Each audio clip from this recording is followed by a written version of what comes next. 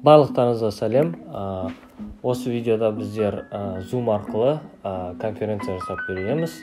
Алдыңғы видеоларда көрсеңіз, сіздер Zoom конференциясына қалай кіруге болады және де регистрацияны қалай жасауға болатыны туралы біле аласыздар.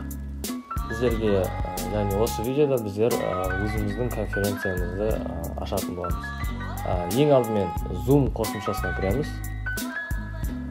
Міне, осы жерде, яғни екі батырма бар. Егер де сіздер видеоны қолданғыңыз келсе, сіз новая конференция батырмасын басасыз. Сіздерде бірден осындай видео қосылады. Бірақ маған видео керек емес. Видеоны алып тастасам болады. Міне, яғни бұл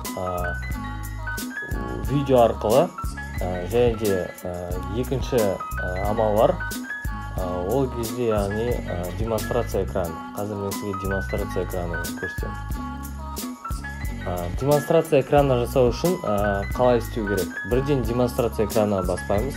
Ең алдымен новая конференция батырмасының жанында осындай үш бұрыш бар. Соған басамыз.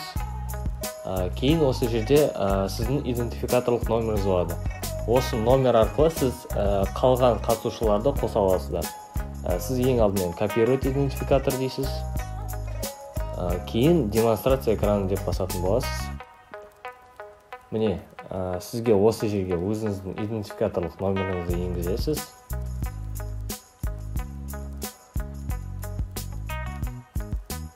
Және де сіздерде осы жерде қандай экранға демонстрация керек, соны таңдайсыз. Яғни осы жерде сізде дайын слайд тұру мүмкін.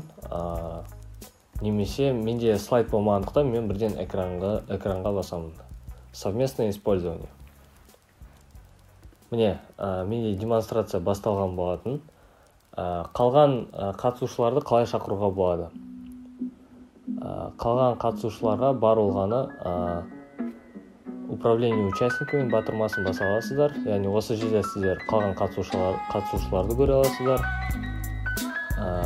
Және де подробнее бассаңыз, осы жерде пригласить деген батырманы бассаңыз, осы жерде сіздер, яғни URL-ды копировать етіп, өзіңіздің WhatsApp группасына жіберсеңіз, олар сол арқылы кіре алады.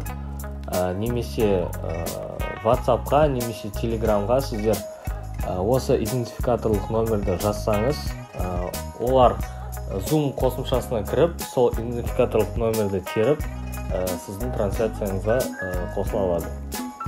Яғни, осы жерде мысалға мен Microsoft PowerPoint слайдын ашып, яғни қатысушыларға осы экран арқылы көрсете аламын. Барлықтарыңызға түсінікті болды деп ойлаймын. Сау болыңыздар.